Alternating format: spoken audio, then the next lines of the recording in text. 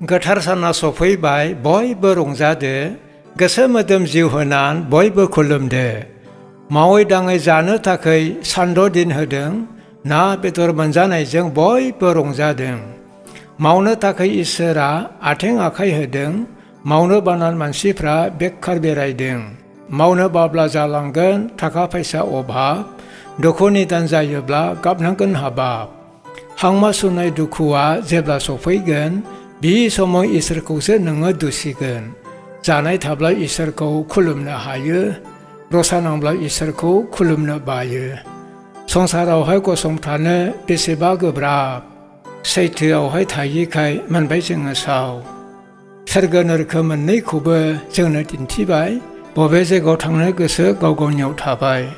सोरगोआवलाय गोसोजों थांनो लुबैयो संसारनि लुबैनायखौ नागारलांनो बायो